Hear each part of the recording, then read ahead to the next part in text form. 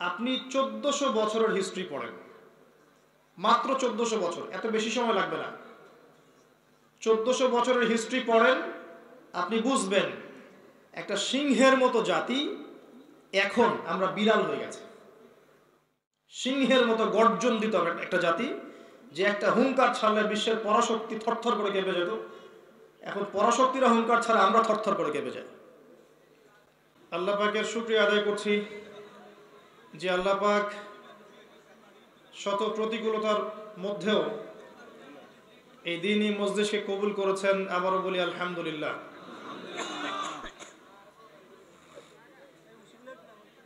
আল্লাহ সুবহানাহু ওয়া তাআলা বলেছেন সূরা ইব্রাহিমের মধ্যে, লাইন শাকারতুম লাযীদান্নাকুম, তোমরা যদি শুকরিয়া আদায় করো আমি তোমাদের প্রতি আমার নিয়ামতকে বাড়িয়ে দেব। সুবহানাল্লাহ। ওয়া লাইন কাফারতুম ইন্না আযাবি লাশাদীদ, আর তোমরা যদি অকৃতজ্ঞ হও, শুকরিয়া আদায় না করো, কুফরি করো, তাহলে মনে রেখো আমার শাস্তি অত্যন্ত কঠোর। নাউযু বিল্লাহি মিন যালিক। আর যারা এখানে এসেছেন দ্বীনের জ্ঞান শিখতে, জানতে, বুঝতে, আমল করতে, লেকচারগুলো তাদের জন্য ইনশাআল্লাহ তাআলা। আলোচনা শুনতে হবে খিদির আলাইহিস সালামের মতো। খিদির আলাইহিস সালাম কে? খিদির শব্দের অর্থ হচ্ছে শ্যামল বা সবুজ। বর্ণিত আছে তিনি যখন কোনো জনমানব শূন্য জায়গায়, যেখানে কোনো সবুজ শ্যামল প্রকৃতি নেই, সেখানে বসতেন, সেই জায়গাটা শ্যামল হয়ে যেত, সবুজ হয়ে যেত। নবী মুসা আলাইহিস সালাম একবার দাবি করে ফেলেছিলেন যে তিনি পৃথিবীর সবচেয়ে জ্ঞানী মানুষ। আল্লাহ রাব্বুল আলামিন মুসা আলাইহিস সালামকে জানিয়ে দিলেন, তুমি পৃথিবীর সবচেয়ে জ্ঞানী মানুষ নও। আমার আরেকজন বান্দা আছেন যার নাম খিদির, যাকে তুমি পাবে দুই সাগরের মিলনস্থলে, সে এই পৃথিবীর সবচেয়ে জ্ঞানী মানুষ। নবী মুসা আলাইহিস সালাম তার সাথে সাক্ষাৎ করলেন।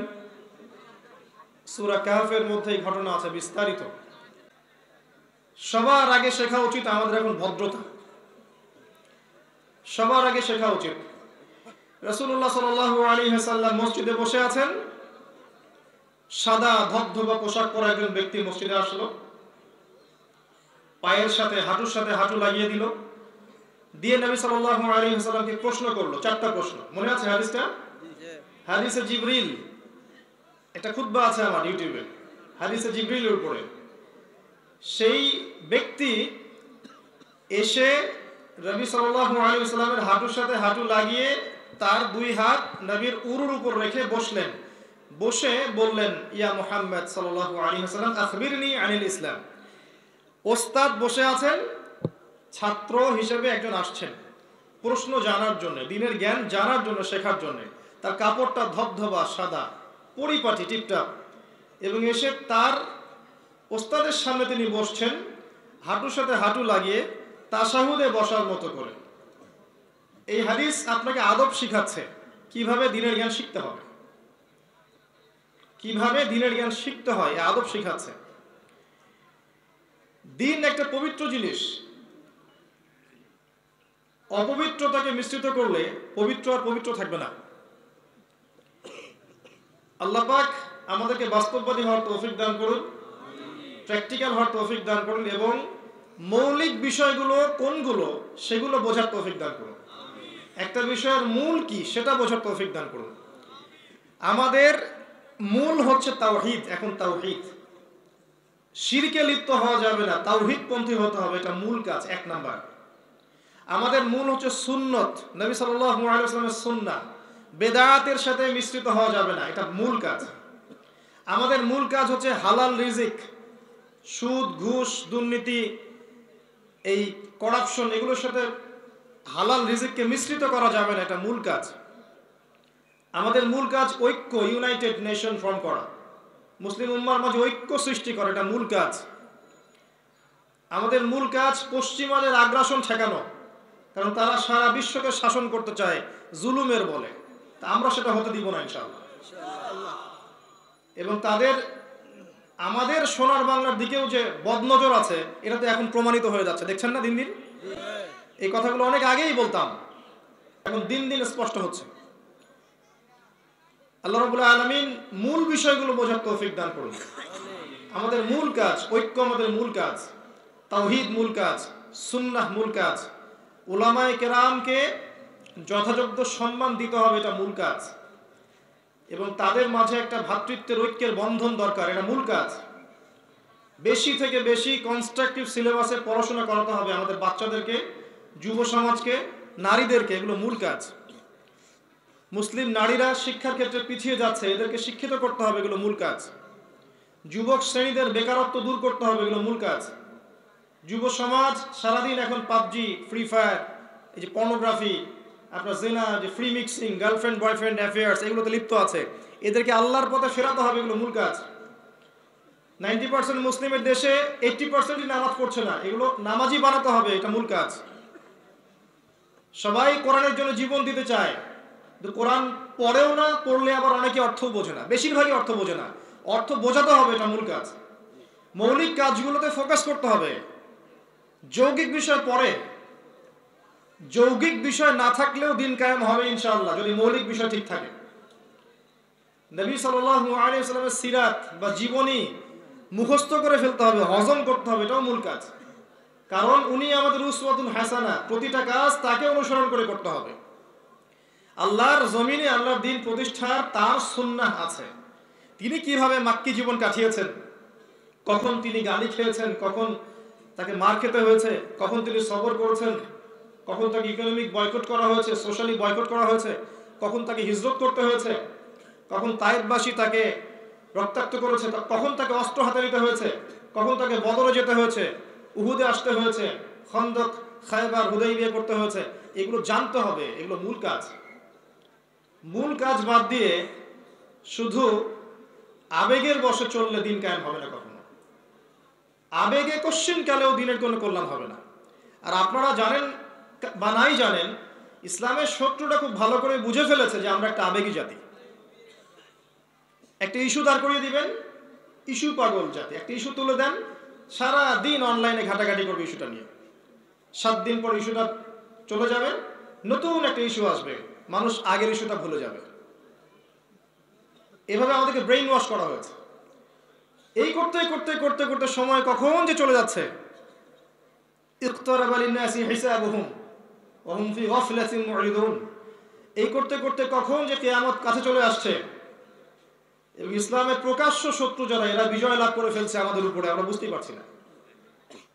বিগত 100 বছর ধরে আমাদের না আছে কোনো খিলাফা, না আছে কোনো ইসলামিক স্টেট, না আছে কোনো আমির, না আছে কোনো মামুর, না আছে কোনো ইউনাইটেড প্ল্যাটফর্ম, না স্বতন্ত্র কোনো মিডিয়া, না স্বতন্ত্র প্রযুক্তি, না স্বতন্ত্র কি বলবো ভৌগোলিক ঐক্য,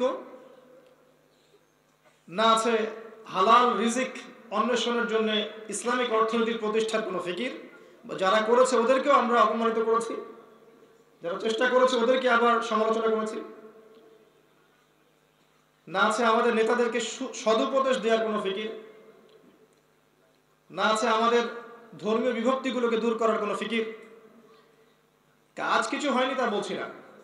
বিগত 100 বছর ধরে আমরা আবু বকর, ওসমান, ওমর, আলী রাদিয়াল্লাহু আনহুম তাদের জামানায় যেভাবে বুক ফুলিয়ে দিন পালন করতাম, বিগত 100 বছর আমরা সেটা করতে পারছি না। এর চেয়ে বড় বাস্তবতা এখন কিছু নাই।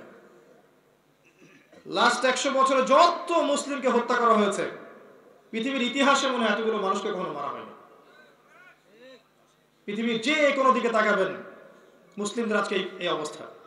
এছাড়াও মনস্তাত্ত্বিক দিক থেকে আমরা পরাজিত মানসিকতার হয়ে গেছে। এখন কেমন যেন একটা দাসত্ব দাসত্ব ভাব, ভীরুতা আমাদেরকে পেয়ে বসেছে, কাপুরুষতা আমাদেরকে পেয়ে বসেছে, দুনিয়ার মোহ আর দুনিয়ার প্রেম আমাদেরকে পেয়ে বসেছে। দুনিয়া পেলে আর কিচ্ছু চাই না আমরা এখন। ইভেন দিনকে এখন দুনিয়ার বিনিময়ে বিক্রি করতে দ্বিধা করছি না। দুনিয়ার বিনিময়ে দিনকে বিক্রি করতে পর্যন্ত দ্বিধা করছি না। এমনি এমনি তো অবস্থা এমন হয়নি আমাদের। যে কোনো দিকে তাকাবেন, যত দুর্নীতি আছে বেশিরভাগ আমরাই করছি।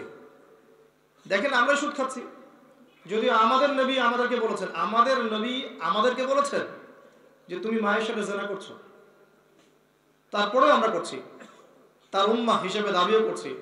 নবীর উম্মত হয়ে আমরা ঘুষ খাই, মুহাম্মদ সাল্লাল্লাহু আলাইহি ওয়াসাল্লামের উম্মত হয়ে আমরা দুর্নীতি করি, মুহাম্মদ সাল্লাল্লাহু আলাইহি ওয়াসাল্লামের উম্মাহ হয়ে আমরা নামাজ পড়ি না, ফরজ যাকাত দিচ্ছি না। অনেকে তো কোরআনের নাম শুনেছি, কখনো চোখেও দেখি নাই। মুহাম্মদ সাল্লাল্লাহু আলাইহি ওয়াসাল্লামের উম্মার ছেলেরা এখন বলছে আল্লাহ বলতে কেউ নাই, মহাবিশ্ব সৃষ্টি হয়েছে বিগ ব্যাং থেকে, এরপরে আর কিছু নেই। মুহাম্মদ সাল্লাল্লাহু আলাইহি ওয়াসাল্লামের উম্মাহ এখন বলছে যে ইসলাম ওই যুগে চলতো, এই যুগে চলে না। ইসলামের প্রতিটা বিধান ফান্ডামেন্টাল মৌলবাদী তত্ত্ব, এগুলো ওই যুগে চলতো, এই যুগে চলে না। ইসলাম একটা সাম্প্রদায়িক ধর্ম, পর্দা একটা সেকেলে প্রথা, নারীদেরকে পিছিয়ে দিচ্ছি আমরা। মুহাম্মদ সাল্লাল্লাহু আলাইহি ওয়াসাল্লামের উম্মাহ এখন এই কথা বলছে। হয়তো এই কারণেই আল্লাহ রাব্বুল আলামিন যখন নবী সাল্লাল্লাহু আলাইহি ওয়াসাল্লামকে জিজ্ঞাসা করবেন তোমার উম্মতের এই অবস্থা কেন হয়েছিল, সূরা ফুরকান পড়ে দেখেন, নবীজি বলবেন ইন্না কওমি ইত্তাখাযু হাযাল কুরআনা মাহজুরা, হে আল্লাহ আমার কওম এই কোরআনকে অনেক দূরে পরিত্যাগ করেছে। মনে কষ্ট নিয়েন না, সমস্যা ফাইন্ড আউট করতে হয় আগে, তারপরে সলিউশন। বেশি না, আমি আপনাকে রিকোয়েস্ট করব আপনি 1400 বছরের হিস্ট্রি পড়েন, মাত্র 1400 বছর, এত বেশি সময় লাগবে না। 1400 বছরের হিস্ট্রি পড়েন, আপনি বুঝবেন একটা সিংহের মতো জাতি এখন আমরা বিড়াল হয়ে গেছে। সিংহের মতো গর্জন দিত একটা জাতি, যে একটা হুঙ্কার ছাড়লে বিশ্বের পরাশক্তি থরথর করে কেঁপে যেত, এখন পরাশক্তিরা হুঙ্কার ছাড়া আমরা থরথর করে কেঁপে যাই। বেশি না, 1400 বছরের হিস্ট্রি পড়েন, শুরু করেন নবী সাল্লাল্লাহু আলাইহি ওয়াসাল্লামের যুগ থেকে। নবী সাল্লাল্লাহু আলাইহি ওয়াসাল্লামের যুগ থেকে শুরু করেন, সেখানে গিয়ে দেখবেন ওই যুগটা ছিল জাহেলি যুগ, টোটালি জাহেলিয়াত। মানে এমন কোনো পাপাচার ছিল না যেটা ওই যুগে ছিল না। শিরক ছিল, মূর্তি পূজা ছিল, মাধ্যম পূজা ছিল, কবর পূজা ছিল, মৃত মানুষের পূজা ছিল, সুদ ছিল, বিকৃত ধর্ম তারা পালন করত, বলতো ইব্রাহিমের ধর্ম পালন করছি এই বলে বিকৃত ধর্ম পালন করত। নগ্ন হয়ে তাওয়াফ করত, তারা মনে করতো এটা হজ। তারা সুদ খেত চক্রবৃদ্ধি হারে, সুদের টাকা দিতে না পারলে মানুষকে দাস বানিয়ে ফেলত। তারা মাদক দ্রব্য সেবন করত, ম্যাক্সিমামই মেয়েদেরকে তারা পণ্যের মতো ব্যবহার করত, কোনো কোনো ক্ষেত্রে জীবন্ত কবরও দিয়েছে কন্যা সন্তানকে। এবং সামান্য বিষয় নিয়ে আপোষে গোত্রীয় হানাহানি, মারামারি, কাটাকাটিতে লিপ্ত হতো। টোটাল জাহিলিয়াতপূর্ণ একটা সমাজ ছিল। আমি আপনাকে এখান থেকে পড়াশোনা করতে বলছি। এই সমাজের মধ্যে নবী সাল্লাল্লাহু আলাইহি ওয়াসাল্লামকে পাঠানো হয়েছে নবী হিসেবে, এজ এ নবী, আখিরি নবী, শেষ নবী, যার পরে কোনো নবী আসবেন না। গোলাম আহমেদ কাদিয়ানী এবং তার অনুসারীরা যতই দাবি করুক না কেন, মুহাম্মদ সাল্লাল্লাহু আলাইহি ওয়াসাল্লামের পরে কিয়ামত পর্যন্ত কোনো নবী আসবেন না। এটা একটা কুফরি মতবাদ, যে মতবাদটাকে কুফরি মনে করবে না সেও কুফরির মধ্যে আছে, কোনো সন্দেহ নেই। যতই কিছু বলুক না কেন, যত দলিল প্রমাণ দেখ না কেন, আর দলিল প্রমাণগুলো এত কঠিন, কোনো কোনো ক্ষেত্রে মুসলিমদের মাথা ঘুরে যাচ্ছে। এত উঁচু মানের ইংরেজিতে লিখেছে যে আমরা ইংরেজি পড়ার পরেও এখন বুঝতে পারি না অনেক কিছু। এত জটিলভাবে উপস্থাপন করেছে, মানুষের ব্রেইনটা ওয়াশ করে ফেলবে। স্বীকার করতে বাধ্য হচ্ছে মানুষ এক পর্যায়ে, এবং তাদের সংখ্যা দিন দিন বেড়েই চলছে। আমরা তো আপোষে হানাহানিতে লিপ্ত আছি না, ছোট ছোট বিষয়গুলোকে নিয়ে ইখতিলাফে আছি না, গীবত, তহমত, পরশ্রী কাতরতা, সমালোচনা, অহংকারের সংস্কৃতি লালন করছি না। এই ফাঁকে এদের সংখ্যা দিন দিন বেড়ে গেছে। লক্ষ লক্ষ মানুষ খ্রিস্টান হয়ে গেছে বাংলাদেশে। মানুষ ভিতরে ভিতরে শিয়া হয়ে যাচ্ছে, ভিতরে ভিতরে কাদিয়ানি হয়ে যাচ্ছে, খবরই তো নাই আপনাদের। আমরা পড়ে আছি কে কোন শব্দ ইউটিউবে বলেছে, ওকে কেমন করে ধোলাই করা যাবে, এইটা নিয়ে ব্যস্ত আছে। নিজের ভাই যদি কোনো ভুল করে, ধরে নিলাম ভুলই করে, নিজেরই ভাই, আপন ভাই, তাকে কি আপনি পাবলিকের সামনে ন্যাংটা করে দিবেন? এই কাজ করছে এখন আমাদের দেশের মানুষ। বাদ দেন, এটা টপিক না। আমরা এই বিষয়গুলোতে যতদিন লিপ্ত আছি, এর মধ্যে ইসলামের বিরুদ্ধের যে পরাশক্তিরা আছে, এর এত উঁচু জায়গায় চলে গেছে যে ওরা চাচ্ছে মুখের ফুৎকার দিয়ে ইসলামকে নিভিয়ে ফেলতে। আল্লাহ পাক কোরআনে এটা বলেছেন, ইউরিদুনা লিইউতফিউ নূরাল্লাহি বিআফওয়াহিহিম, তারা চায় মুখের ফুৎকার দিয়ে ইসলামকে নিভিয়ে ফেলতে।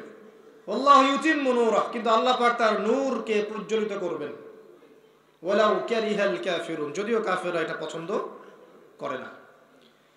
হুয়াল্লাযী আরসালা রাসূলাহু বিল হুদা, তিনি সেই আল্লাহ যিনি তার রাসূলকে পাঠিয়েছেন হেদায়েত সহকারে, ওয়া দীনিল হক, সত্য দিন সহকারে, ইসলাম সহকারে। কেন পাঠিয়েছেন? লিইউযহিরাহু আলা দ্বীনি কুল্লি, যাতে করে আল্লাহর দিন অন্য সমস্ত দিনের উপর বিজয় লাভ করতে পারে, এই জন্য পাঠিয়েছেন। ঘরের কোনায় তসবিহ টেপার জন্য দিন পাঠানো হয় নাই। সমস্ত দিনের উপর ইসলাম বিজয়ী হবে, আল্লাহ পাক এই জন্য দিন পাঠিয়েছেন। ওয়ালাউ কারিহাল মুশরিকুন, যদিও মুশরিকরা এটা পছন্দ করবে না। নবী সাল্লাল্লাহু আলাইহি ওয়াসাল্লামের সময় থেকে আপনাকে আমি পড়তে বলছি, এই জাহেলিয়াতে পূর্ণ সমাজটাকে নবী সাল্লাল্লাহু আলাইহি ওয়াসাল্লাম সংস্কার করেছেন মাত্র 23 বছরে। কত বছরে? 10 বছর মক্কায়, 13 বছর মক্কায় আর 8 বা 10 বছর মদিনায়, ইন টোটাল 23 বছর। এই 23 বছরে নবী সাল্লাল্লাহু আলাইহি ওয়াসাল্লামের কাছে আল্লাহর ওহী এসেছে। ওহী মানে কি? প্রত্যাদেশ। যখন তাওরাত এসেছিল ওটাই ছিল হক, সত্য মিথ্যা চূড়ান্ত মানদণ্ড। জাবুর যখন এসেছে ওটাই ছিল হক। ইনজিল যখন এসেছে ওটাই ছিল হক। যখন কোরআন এসেছে তখন কিয়ামত পর্যন্ত সত্য মিথ্যা, ন্যায় অন্যায়, হক বাতিলের অন্য কোনো মানদণ্ড আছে? নাই। কোরআনের সাথে একটা ব্যাখ্যা আছে, নবীর হাদিস। এই দুইটাকে কাজে লাগিয়ে নবী সাল্লাল্লাহু আলাইহি ওয়াসাল্লাম 23 বছরে ওই জাহেলিয়াতের মক্কাকে এমন ভাবে সংস্কার করেছেন সাহাবীদেরকে নিয়ে, যে না সেখানে কোনো শিরক আছে, না সুদ আছে, না জেনা, না ব্যভিচার, না আপনার মাদক, না গোত্রীয় হানাহানি, না ইসলামকে দমন করার কোনো শক্তি, কিচ্ছু নাই। কথা কি বোঝা যায়? বুঝতে হলে খিদির হতে হবে। ওই যে শুরুতে বলছিলাম, মুসা আলাইহিস সালাম প্রশ্ন করছেন, নৌকা কেন ফুটা করলেন? নৌকা ফুটা করলেন অন্যায়, তারা আমাদেরকে পার করে দিল নদী, বিনা পারিশ্রমিকে নৌকা ফুটা করে দিলেন। বাচ্চাকে কেন হত্যা করলেন? অন্যায়, একটা নিষ্পাপ বাচ্চাকে হত্যা করে ফেললেন। দেয়াল নির্মাণ করতে গেলেন কেন বিনা পারিশ্রমিকে? ওরা তো আমাদেরকে কোনো মেহমানদারিও করলো না। খিদির আলাইহিস সালাম বলছেন, শোনো, নৌকা এই কারণে ফুটা করেছি যে পিছনে জলদস্যু ছিল, না ফুটা করলে নৌকা তারা নিয়ে চলে যেত। বাচ্চাকে এই কারণে হত্যা করেছি, এই বাচ্চা বড় হলে অনেক বড় কাফের হতো। দেয়াল এই কারণে নির্মাণ করেছি, এই দেয়ালের নিচে এই 2 এতিম বাচ্চার রেখে যাওয়া পৈতৃক সম্পত্তি আছে, এরা যখন বড় হবে তখন পাবে। হে মূসা, আপাত দৃষ্টিতে তোমার কাছে মনে হয়েছে প্রতিটা কাজই অন্যায়, কিন্তু আল্লাহর নূর দিয়ে যদি তুমি দেখতে তাহলে বুঝতে পারতে প্রত্যেকটা কাজের পিছনে একটা কারণ ছিল। এখনকার সিচুয়েশন, পরিস্থিতি, আগামী প্রেক্ষাপট, ইসলামের সোনালী অতীত থেকে নিয়ে ঈসা ইবনে মারইয়ামের ইসলামী খেলাফা সামনে যেটা আসতে যাচ্ছে, এই পুরো ফেজটা বুঝতে হলে, সমস্যাগুলো চিহ্নিত করতে হলে এবং সলিউশন অ্যাপ্লাই করতে হলে আপনাকে এক চোখ দিয়ে দেখলে হবে না, এক কান দিয়ে শুনলে হবে না। আপনাকে খিদির আলাইহিস সালামের মতো বাহ্যিক অভ্যন্তরীণ উভয় দৃষ্টিকে কাজে লাগিয়ে দেখতে হবে। আমার কথা কি বোঝা যাচ্ছে কিছুটা? যদি এটা না করতে পারি তাহলে কি হবে? সূরা আরাফ 179, ওয়ালাকাদ যারানা লিজাহান্নামা কাসীরাম মিনাল জিন্নি ওয়াল ইনস, প্রচুর জিন আর মানুষকে আমি জাহান্নামে পূর্ণ করব। প্রচুর জিন আর মানুষকে দিয়ে আমি জাহান্নাম পূর্ণ করব। লাহুম কুলুবুন লা ইয়াফকাহুনা বিহা, কারণটা হচ্ছে ওদের হৃদয়ে দিয়েছিলাম, উপলব্ধি করেনি। ওয়ালাহুম আ'য়ুনুন লা ইউবসিরুনা বিহা, 2 চোখ দিয়েছিলাম তখনও দেখতে চেষ্টা করেনি। ওয়ালাহুম আযানুন লা ইয়াসমাউনা বিহা, কান দিয়েছিলাম শোনেনি। চোখ দিয়েছিলাম দেখেনি, কান দিয়েছিলাম শোনেনি, হৃদয় দিয়েছি উপলব্ধি করেনি। কেন করেনি? কারণ উলাইকা কাল আনআম, এরা হচ্ছে গবাদি পশুর মতো, just like cattles. Sheeps and goats and cattles, এরা গবাদি পশুর মতো। উলাইকা কাল আনআম বাল হুম আদাল, বরং তার চেয়ে তারা নিকৃষ্ট। ওয়া উলাইকা হুমুল গাফিলুন, বরং তারা হচ্ছে গাফেল সম্প্রদায়, এবং তারা গাফেল, আল্লাহ ভোলা একটা সম্প্রদায়। এটা একটা কারণ জাহান্নামে যাওয়ার। পরিস্থিতি বুঝতে হলে আপনাকে খিদির হতে হবে। আর এই গল্পটা কোন সূরা আছে বলেছিলাম? সূরা কাহফ। আগে খিদির হয়ে যান, যখন হবেন তখন আপনি বুঝবেন আপনি কোথায় বসে আছেন। আর আল্লাহর নূর না আসলে আপনি খিদির হতে পারবেন না। কখন নূর আসবে? যখন আপনি পরিশ্রম করবেন পড়াশোনায়, আপনি পড়াশোনা করবেন। কারণ প্রথম যে কাজ আল্লাহ পাক করেছেন আদম আলাইহিস সালামকে সৃষ্টি করার পর, সেটা হলো ওয়াল্লামা আদামাল আসমাআ কুল্লাহা। আল্লাহ পাক আদম আলাইহিস সালামকে সমস্ত নাম শিক্ষা দিয়েছেন, জ্ঞান শিক্ষা দিয়েছেন। আল্লামাল ইনসান মা লাম ইয়ালাম, মানুষকে সেই জ্ঞান শিক্ষা দিয়েছেন যা মানুষ জানতো না। আবার আল্লাহ রাব্বুল আলামিন প্রথম সৃষ্টির মধ্যে কলম সৃষ্টি করেছিলেন, এবং কলমকে বলেছেন লিখো, উক্তুব। কলম বলেছিল মাযা আক্তুব, আমি কি লিখব। আল্লাহ বলেছেন কিয়ামত পর্যন্ত যা হবে লিখে ফেলো। এই হলো পড়া আর লেখা। এমনকি আমাদের নবীকে আল্লাহ পাক প্রথমে বলেছেন ইকরা, পড়ুন। এই পড়া আর লেখা, প্রথমে আপনার পড়ালেখা, তারপরে সাবজেক্ট চুজ করা, যেখানে পড়ছেন সেগুলো পড়বেন। পাশাপাশি কোরআন, হাদিস, হিস্ট্রি, ইসলামিক অর্থনীতি, সিরাত, জিওপলিটিক্স, এই সাবজেক্টগুলো পড়তে হবে। পড়াশোনা করে ডিগ্রি অর্জন করলেই নূর আসবে না। অনেক বড় ডিগ্রি সার্টিফিকেট অর্জন করেছেন দারুল উলুম থেকে হোক, কেমব্রিজ থেকে, অক্সফোর্ড থেকে, হার্ভার্ড থেকে, বাট আপনার মনের মধ্যে হিংসা আছে, বিদ্বেষ আছে, পরশ্রীকাতরতা আছে, অহংকার আছে, আপনার মনে নূর আসবে না। আগে মনটাকে এগুলো থেকে পবিত্র করতে হবে। মনে হিংসা রাখা যাবে না, বিদ্বেষ থাকবে না, পরশ্রীকাতরতা থাকবে না, রিয়া থাকবে না, অহংকার থাকবে না, বরং আত্মসমালোচনা থাকবে। নিজেকে ছোট করার মানসিকতা থাকবে, তুচ্ছ করার মানসিকতা থাকবে, নিজের ভুল আয়নায় দেখার মানসিকতা থাকবে, অন্যেরটা নয়, অন্যেরটা পরে। এগুলো যখন হবে, মন যখন পবিত্র হবে, কলব যখন পরিষ্কার হবে, পরিষ্কার পাত্রেই আল্লাহ নূর আসে, অপবিত্র পাত্রে আল্লাহ নূর আসবে না। কথা বোঝা যাচ্ছে কি? এর পাশাপাশিও আল্লাহ পাকের ফরজ ওয়াজিব ঠিকঠাক মতো আদায় করে নফল বাড়াতে হবে। নফল দান সাদাকা, নফল কোরআন তেলাওয়াত, নফল তাহাজ্জুদ, জিকির আজগার, বেশি বেশি দোয়া, আল্লাহকে স্মরণ করা, আল্লাহর ধ্যান করা, মানে আল্লাহর তাসবিহ তাহলিল করা, আল্লাহকে স্মরণ করা, আল্লাহকে ডাকা, দোয়া করা, আল্লাহর সাথে সম্পর্ক গাঢ় করা। তখন আল্লাহর নূর আপনার কলবে আসবে ইনশাআল্লাহ। তখন আপনি দুই চোখ দিয়ে দেখতে পারবেন ইনশাআল্লাহ আযজা ওয়া জাল। এবার আসেন, যখন এভাবে আপনাকে দেখতে বললাম, আপনি খেয়াল করে দেখবেন নবী সাল্লাল্লাহু আলাইহি ওয়াসাল্লাম তার দায়িত্ব পালন করার পরে আবু বকর সিদ্দিক রাদিয়াল্লাহু আনহুর খেলাফতে আমরা কি আমাদের শক্তি হারিয়েছিলাম? আমাদের কি অধঃপতন হয়েছিল? না ইসলাম আরো দূর পর্যন্ত এগিয়ে গেছে? কোনটা? ওমর ইবনে খাত্তাবের সময় আমরা কি আমাদের ক্ষমতা হারিয়েছিলাম? আমাদের নৈতিকতা হারিয়েছিলাম? আমাদের শক্তি কমে গিয়েছিল না আরো বেড়েছে? উসমান রাদিয়াল্লাহু আনহুর সময় কমেছে না বেড়েছে? আলী ইবনে আবি তালেব বেড়েছে না কমেছে? এরপরে চলেছে দীর্ঘদিন উমাইয়া খেলাফত। উমাইয়া খেলাফতের সময় আমরা কি এরকম নতজন মানসিকতা ছিলাম না সিংহ পুরুষ ছিলাম?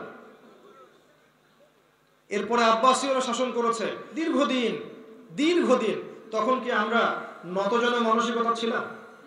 হ্যাঁ, এই খেলাফতের সময় যখন আমাদের মধ্যে দুনিয়া প্রেম ঢুকে যায়, তখন আল্লাহ পাক আমাদের উপরে একটা বহিঃশত্রুকে চাপিয়ে দিয়েছিলেন। তার নাম তাতারি এবং মঙ্গোলিয়ান থেকে তারা এসেছে। হালাকু খান নাম শুনেছেন? 40 দিনের মধ্যে বাগদাদকে সে ম্যাসাকার করে ফেলেছে।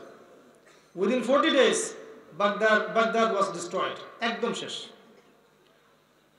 কথিত আছে, আমি রেফারেন্সটা এখন দিতে পারছি না, আমার কাছে রেফারেন্সের বইও নাই সাথে এখন, আমি কোথাও পড়েছিলাম, কথিত আছে যখন এই হালাকু খারা বাগদাদ আক্রমণ করছিল, তখনও এক শ্রেণীর মুসলিমরা বসে তর্ক করছিল যে কাকড়া খাওয়া হালাল না হারাম।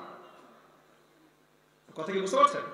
যখন ওরা আক্রমণ করছিল এবং বাগদাদকে ধ্বংস করে দিচ্ছিল এবং তারা প্রচন্ড উগ্র ছিল, ওই সময়কার আলেম ওলামারা অনেকে বলতেন এরা হচ্ছে ইয়াজুজ আর মাজুজ, মনে করতেন। এটা ঠিক না, আমরাও জানি, কিন্তু ফাসাদ ছড়িয়েছে তারা ওদের মতোই। ওই সময়ও কিছু কিছু মানুষ বসে বসে তখন গবেষণা করছে কাকড়া খাওয়া হালাল না হারাম। বলেন তো তখন কোনটা মৌলিক কাজ ছিল? তাদেরকে প্রতিহত করা না এই মাসআলাগুলোকে নিয়ে ঝগড়া করা? এখন এই বিশ্বের দিকে তাকান, ওই মঙ্গোলিয়ানরা যা করছে পশ্চিমারা কি তাই করছে না? আপনি তাকান, যে কোনো দিকে তাকান, তারা কি সেই কাজই করছে না? এখনো আমরা মারামারি করছি, হাতটা বাঁধবেন কোথায়, পায়ে পা কিভাবে লাগাবেন, কিনি আঙ্গুল নাকি গোড়ায় গোড়ায়। মাশাআল্লাহ। আবার তর্ক করছি, আমরা তর্ক করছি এমন এমন বিষয়গুলোকে নিয়ে যে বিষয়ে তর্কের কোনো শেষ নাই। কিন্তু কোনো শেষ আছে? আজ পর্যন্ত একটা সলিউশনে কেউ আসতে পেরেছে না। বরং ইসলামের এই বৈচিত্র্যটাই সুন্নাত, তাই নয় কি? ইসলাম তো বৈচিত্র্যময়। ইসলামে একটা আমলের বিভিন্ন বিভিন্ন ক্ষেত্র থাকতে পারে। ইসলাম চির নতুন, চির প্রাচীন, চির রঙিন। ইসলামের মধ্যে ভেরিয়েশন আছে, আছে না? এবং প্রত্যেকের স্বতন্ত্র দলিল আছে না? দলিল আছে। এখনো আমরা কি ওদের কাজই করছি না? আমি মনে বুঝাতে পারছি না। ভিতরের দিকে তাকান, ভিতরের দিকে তাকিয়ে দেখেন, ঐক্যের বালাই নাই আমাদের, ঐক্যের কোনো বালাই নাই। যে ঐক্যের কথা বলবে তাকে বলা হচ্ছে কানে কানে ফিসফিস করে বলেন, যদি শয়তান শুনে ফেলে সমস্যা আছে। আর এই শব্দটা এত ডেঞ্জারাস, শয়তান যদি শুনে যে ঐক্য, মুসলিমদের ঐক্য, তাহলে শয়তান ওর সমস্ত শক্তি অ্যাপ্লাই করবে। চুপ করে বলেন, কানে কানে বলেন। মুসলিমদের সলাতের দিকে আনার, নামাজি বানানোর এই যে মেহনত, সবাইকে মেহনত করছে, বরং যারা করছে ওদেরকেও তো বিতর্কিত করছেন। যে বেচারারা নামাজের মেহনত করছিল ওদেরকেও তো বিতর্কিত করছে মানুষ। কোরআন একটা বেসিক জিনিস যে মানুষকে শেখাতে হবে। মুসলিমরা সবাই কোরআন পড়া শিখবে। আমরা কি আদৌ সবাইকে কোরআন পড়া শেখানোর কোনো সিলেবাস করতে পারলাম? এটা করার দায়িত্ব কাদের ছিল? উপরের নয়? প্রত্যেকটা মুসলিম যদি কোরআন তেলাওয়াত করা শিখে, সমস্যা হবে খুব? আমরা পিছিয়ে পড়ব নাকি আমরা উগ্র হয়ে যাব? কোরআন পড়া শিখে আমি সন্ত্রাসী হয়ে যাব? সমস্ত মুসলিমরা, অমুসলিমদের কথা বাদ দেন, সমস্ত বালেগ মুসলিমরা নামাজের সময় নামাজ পড়বে, নামাজের সময় 5 ওয়াক্ত নামাজ পড়বে, ও কি সন্ত্রাসী হয়ে যাবে? জঙ্গি হয়ে যাবে? এই বেসিক কাজ। মুসলিমরা হালাল খাবে, হারামে যাবে না।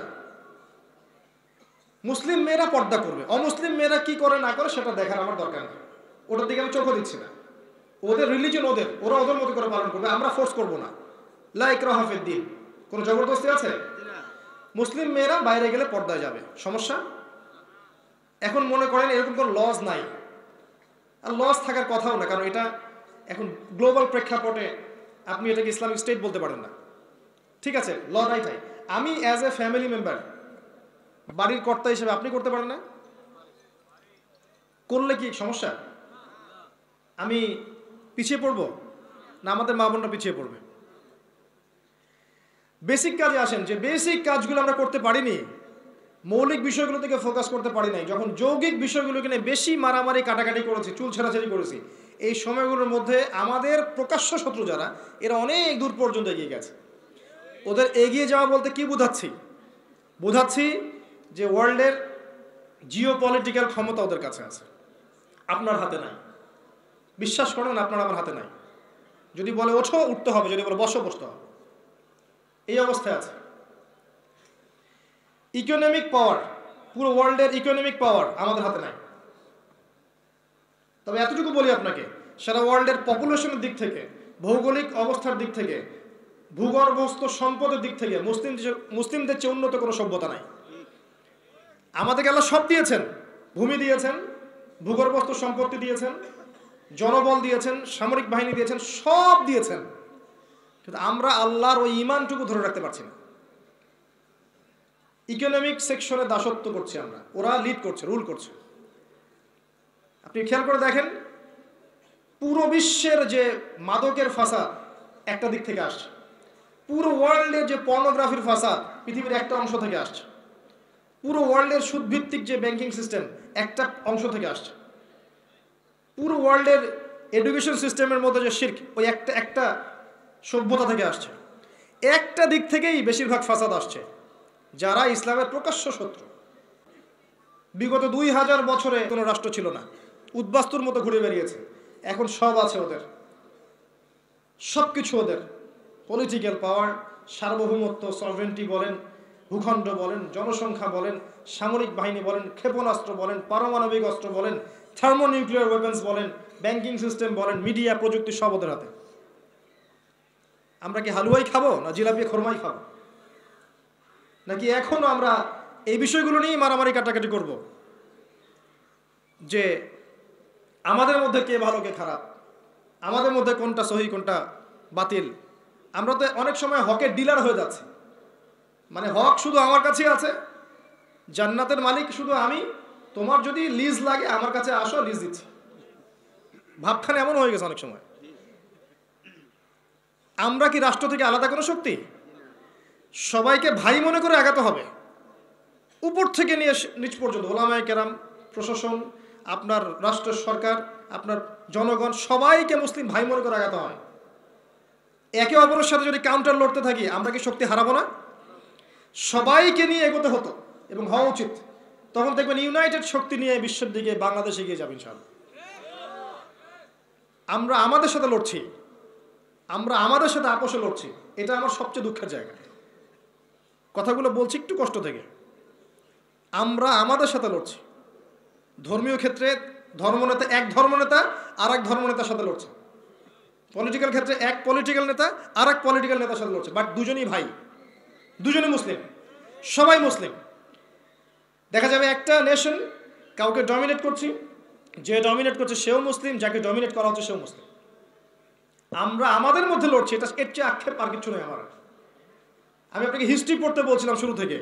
আপনি উমাইয়া আব্বাসের সমস্ত খেলাফত ঘাটেন, ফাতিমি খেলাফত, কর্ডোবার ইসলামী খেলাফত, মামলুকদের শাসন, মিশরের এই যে মোগলদের, ইভেন ওসমানীয় খেলাফত, পুরো হিস্ট্রিটা ঘাটেন 1400 বছর। আপনি খেয়াল করলে দেখবেন যে আমরা একসময় এমন একটা জাতি ছিলাম, শেষ করছি আমি, আমরা এমন একটা জাতি ছিলাম যারা তাওহীদের সাথে কখনো শিরকের আপোষ করি নাই, 1 নম্বর কথা। 2 নম্বর, আমরা সুন্নতের সাথে বেদাতের আপোষ করিনি। কিছু মানুষ পথভ্রষ্ট হয়েছে, সেগুলো আমাদের দলিল না। কিছু মানুষ পথভ্রষ্ট হয়েছে, কেউ মুরজিয়া হয়েছে, কেউ খারেজি হয়েছে, কেউ শিয়া হয়েছে, কেউ মুতাজিলা হয়েছে, কেউ কাদারিয়া হয়েছে, কেউ জাবারিয়া হয়েছে ইত্যাদি। এগুলো আমাদের দলিল নয়। মৌলিক থিমটা ঠিক ছিল। এবং এই পুরো হিস্ট্রি ঘেটে দেখেন আমরা হালাল খেয়েছি, হারামের দিকে আমরা খুব একটা যাই নাই। ইল্লা মাশাআল্লাহ কিছু মানুষ চলে গেছে, ওদের কথা বাদ, ওরা আমাদের অংশ নয়। আমাদের যুব সমাজ শুরু থেকেই কোরআন সুন্নাহর উপর ছিল এবং তাদের ব্যক্তিত্ব শৌর্যবীর্য ছিল, গাম্ভীর্য গর্জন ছিল। এখন দেখবেন মেয়েলি মানসিকতার তরুণ প্রজন্ম তৈরি হচ্ছে। মেয়েলি মানসিকতার তরুণ প্রজন্ম কি জানেন? অনলাইনে যান দেখবেন ছোট্টখাটো বিষয় নিয়ে ঝগড়া করে শেষ করে ফেলবে। এই স্বভাবটা কাদের? ছোটখাটো বিষয় নিয়ে ঝগড়া করা কিন্তু মেয়েলি স্বভাব, আমরা বলে আসতাম, তাই না?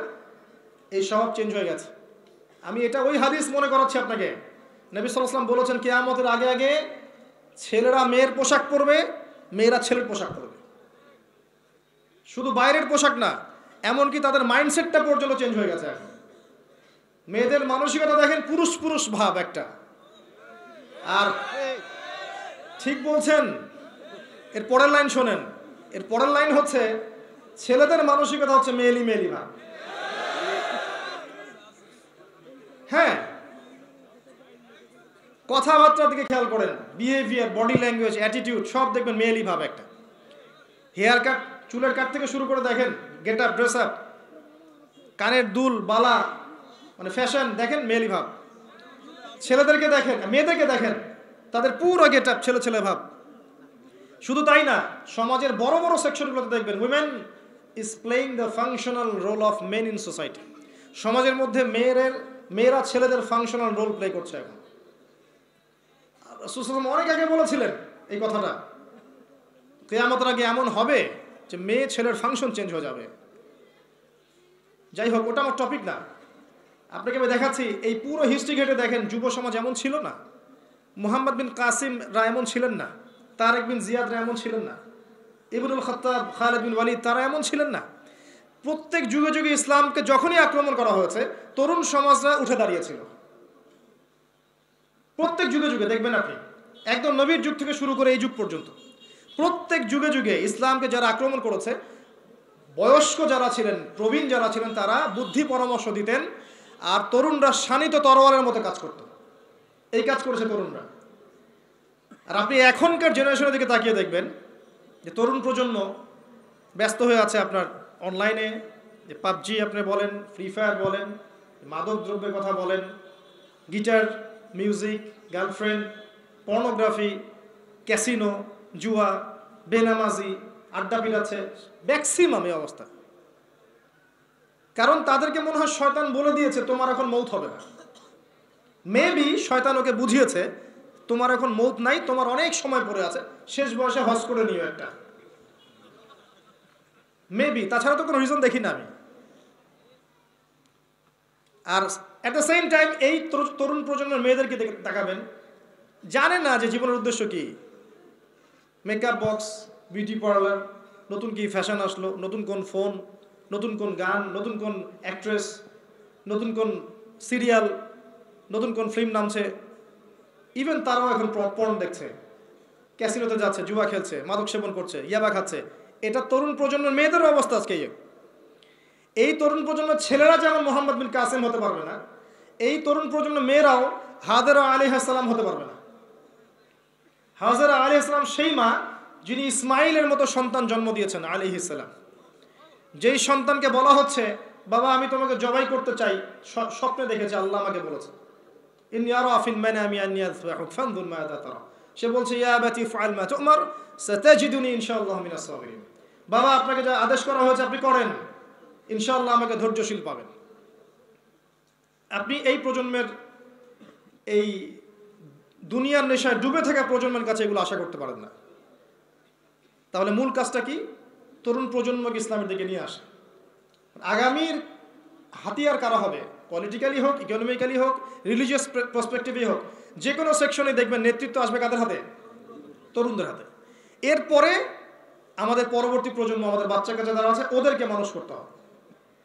আপনাকে হিস্ট্রি ঘাটতে বলছে এই কারণে, আপনি দেখবেন এই অবস্থা এমন ছিল না। আর এই কথাগুলো বলার কারণে যদি নিজে নিজে জ্বালন হয় যে না আমরা এমন জাতি নই, কথাগুলো ভুল, ইত্যাদি ইত্যাদি, আমি খুব পোলাইটলি বলবো আপনি হিস্ট্রি পড়েন এবং দুই চোখ দিয়ে দেখতে থাকেন, দেখবেন যে এই প্রেক্ষাপট আর ওই ওমর রাদিয়াল্লাহু আনহু যুগের প্রেক্ষাপট কখনো এক নয়।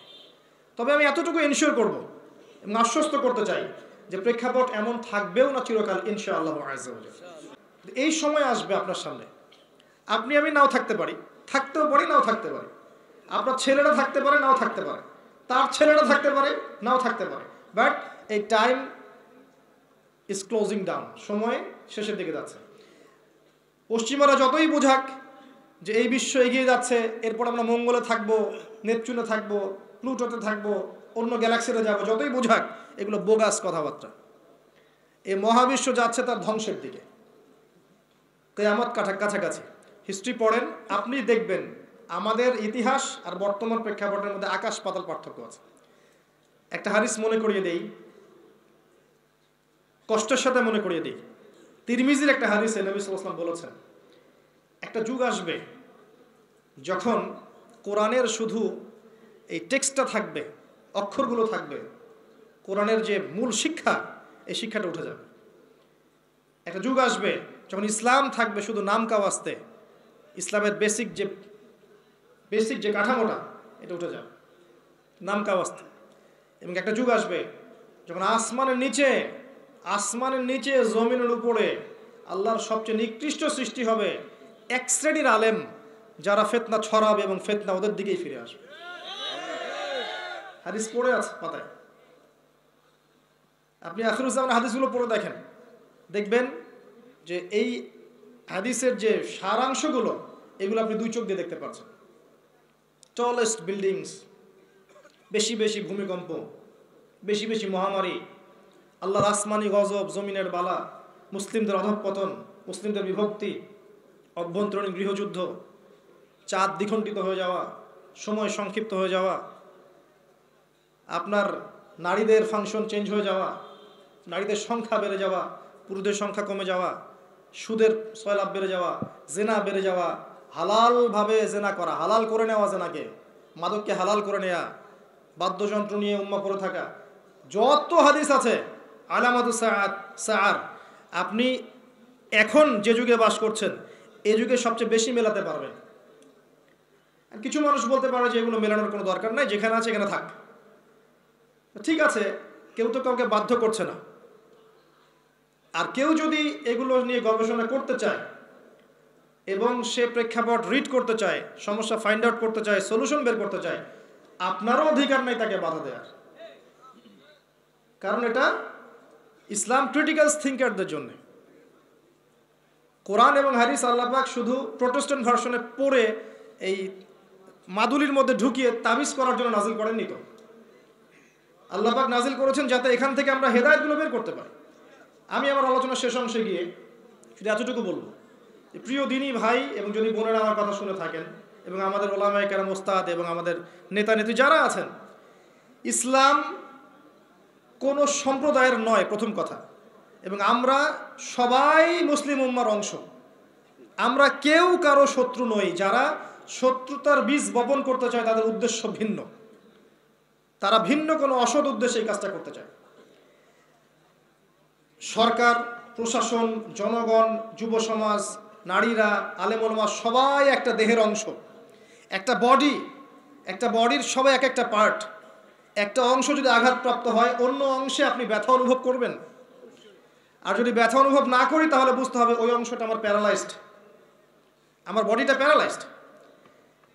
আমরা সবাই এক উম্মাহ, প্রথম কথা হচ্ছে এটা। দ্বিতীয় কথা হচ্ছে আমরা কেউ কারো শত্রু নই, এটা দ্বিতীয় কথা। তৃতীয় কথা হচ্ছে আল্লাহ পাক আমাদেরকে ভালোবাসেন, আল্লাহ পাক আমাদেরকে প্রচণ্ড ভালোবাসেন এবং আল্লাহ চান আমরা আল্লাহর কোরআন এবং রাসূলের হাদিসকে হাতে নিয়ে এই দ্বীন ইসলামকে বিজয় করি এবং দ্বীন ইসলামের মৌলিক বিষয়গুলো সবার কাছে ছড়িয়ে দিই। আল্লাহর দ্বীন আল্লাহর জমিনে যেন বিজয় লাভ করে, এটা আল্লাহ পাক চান আমাদের কাছে। এই কাজ দীর্ঘদিন হয়ে এসেছে, 1400 বছরে। বিগত শতাব্দীতে আমরা দেখছি আমাদের অবস্থা আগের মতো নেই। কি কি প্রবলেমস আমি বলেছি, প্রবলেমসগুলো বলেছি। এখন সলিউশন আসতে হলে আমাদেরকে যে যার অবস্থান থেকে উম্মার জন্য কাজ করতে হবে। কাজ করতে গিয়ে প্রথম কাজ হচ্ছে আমাদের তরুণ সমাজদেরকে আল্লাহর পথে ফিরিয়ে আনতে হবে। এরা বিপদগামী হয়ে যাচ্ছে। আমাদের পরবর্তী প্রজন্মকে আল্লাহর দিকে ফিরিয়ে আনতে হবে।